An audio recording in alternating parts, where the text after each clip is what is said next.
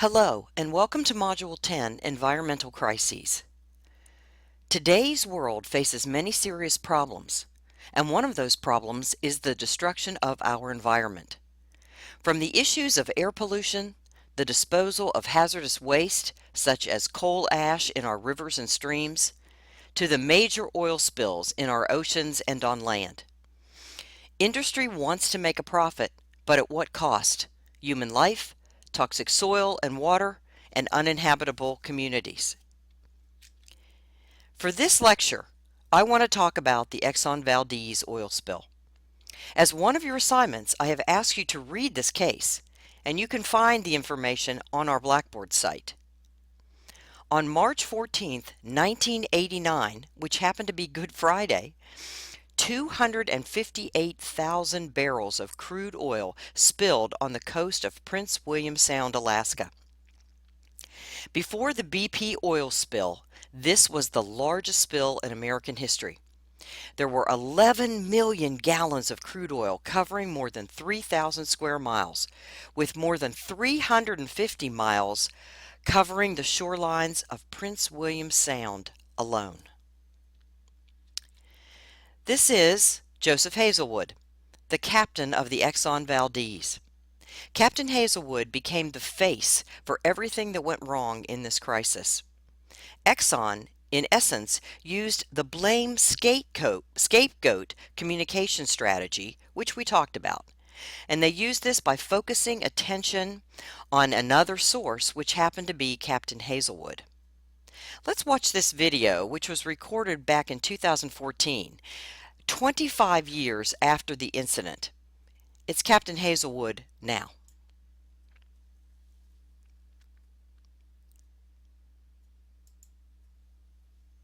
I'm pretty much old news.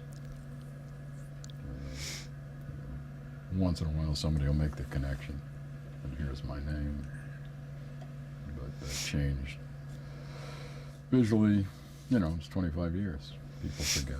People may have forgotten his face, but no one forgot the Exxon Valdez oil spill. Captain Joseph Hazelwood wasn't steering the ship that night, but he was in charge when the ship hit Bligh Reef and 11 million gallons of crude flooded Prince William Sound. It's the animals, covered in oil, that Hazelwood says are still hard to forget. It's sickening. You don't want to see anything suffer like that. It's just terrible. There's no other way to describe it. Primarily the oiled birds that were struggling to fly, just through no fault of their own. They're impacted, just couldn't, they were just trying to fly and they couldn't move their wings. It's distressing to watch. The world watched as one of the most beautiful places in the state turned into this. Lives and parts of the environment were destroyed. Hazelwood became one of the most hated men in Alaska, and the state took him to court on criminal charges. People in Valdez said they had seen Hazelwood drinking at a local bar, and even 10 hours after the shipwreck, his blood alcohol level was .06. He didn't care. He was willing to take the risk that by drinking it would not affect his judgment that evening. Prosecutor Brent Cole told a jury that Hazelwood had been drinking before the Exxon Valdez grounded. He had been with friends at the Pipeline Club in Valdez. Witnesses said he'd had at least 2 shots, and while he may not have been on the bridge when the ship ran aground, prosecutors say the captain was criminally responsible. But an Anchorage jury disagreed and found him not guilty on all counts except one, negligent discharge of oil. Well, I'm sorry my ship was involved.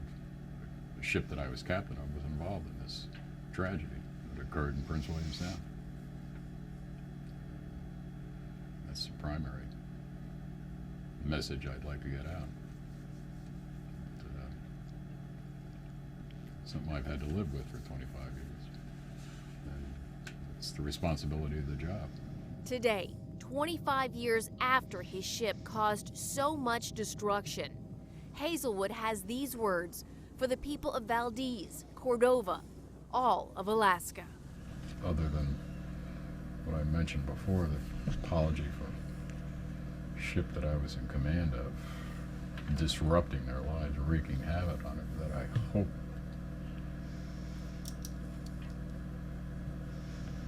that their lives achieved some sort of normalcy now.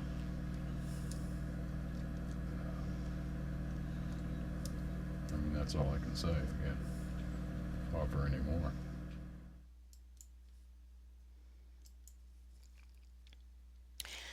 So when we talk about this spill, it is hard to imagine 11 million gallons of crude sludge oil and the amount of the area it covered. Here is the actual area of Prince William Sound that was affected by the oil.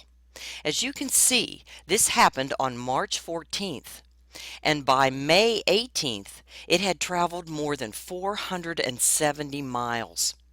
In fact, months later, large balls of oil were being found on the Japanese coastline.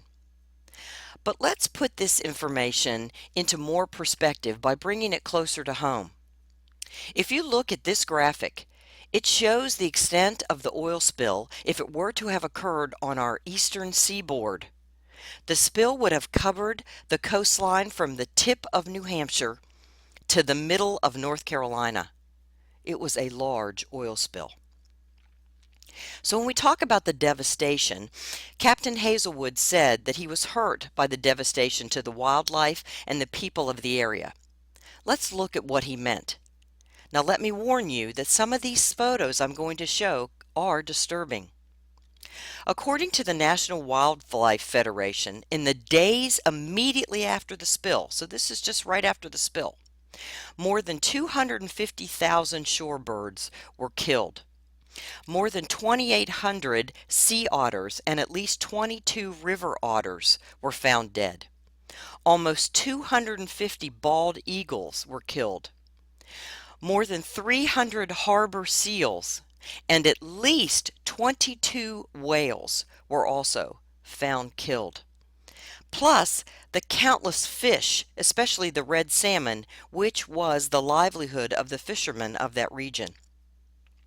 And besides the environment, according to an article in the Florida Times-Union 10 years after the crisis, Cordova, Alaska, which was one of the small cities, it was the 7th most lucrative fishing harbor 1 year prior to the incident.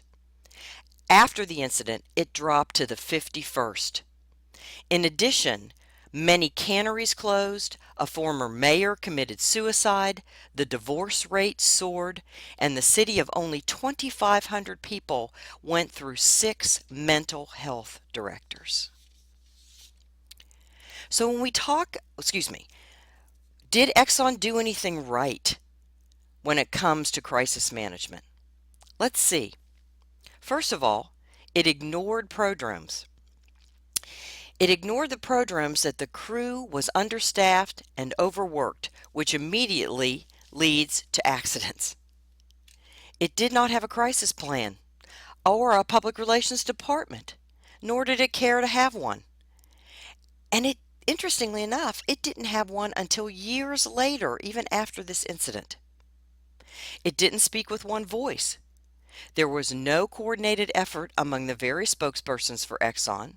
And they didn't know what their key messages were or what information needed to be expressed regarding this catastrophe. Exxon didn't apologize or admit any wrongdoing. Their legal experts were not about to admit that the company was at fault in any way. It didn't work with any outside experts, at least not at first. And it refused to listen to the fishermen and environmentalists and how to clean up this mess. And finally, Exxon spokespeople were not available for the media. So as a result, speculation and rumors began to surface. Exxon spokespersons became reactionary instead of being proactive and controlling the message like we've learned in previous modules. All in all, Exxon failed in crisis management. And in this case, crisis management experts look at this as the #1 case of how not to deal with a crisis. So what happened to the Exxon Valdez, the ship itself? It's interesting. The Valdez was banned from all Alaskan waters. U.S. Congress made legislation that prohibited it from operating in waters in the Prince William Sound or anywhere in the state. A year later, it was renamed the Exxon Mediterranean and moved to the European shipping lanes. In 1993, it was renamed again to the Sea River Mediterranean and was later moved to the Asian shipping lanes. Interestingly enough, it was involved in another spill in November of 2010 off the coast of China, Shandong province. And finally, it was sold to a Chinese-owned company called Best Oasis in March of 2012 for scrap metal at a price of $16 million. So what can we learn from this crisis? The first thing is to know what is happening. Bring together a response team made up of people from all areas of the organization. These people need to be particularly honest in describing a complete picture of the problem and the options your organization has in dealing with this crisis. Make sure to conduct daily or twice daily phone calls or interviews or something with all parties involved to stay up to date on what's happening. Make sure you include senior officials who can make decisions on the spot, as well as directors or managers who have the most current facts and data. You need this information and the decision-making power for any quick response. Number 2, acknowledge the crisis. Your company may be taking more risk to reputation when you sidestep the problem. The best advice is to engage in the issue head on. Your key publics are not stupid and know that companies make mistakes. The publics would rather you fess up and come forward with a clear plan for how you're going to fix this problem and improve your environmental performance. And finally, engage in communication with all of your key publics. Talk to all parties involved, even those you don't like. Environmental organizations such as Greenpeace and others may use extreme measures to get media attention, but they understand the environmental issues and the various publics in the marketplace. Make sure you talk with them. Make sure to work with various publics in developing solutions to maintain your company's brand and protect the environment. Your company, if it's involved in a crisis of this magnitude, needs to reach out to all different parties involved to see what can be done to fix this problem and to prevent it from happening again. See you next time.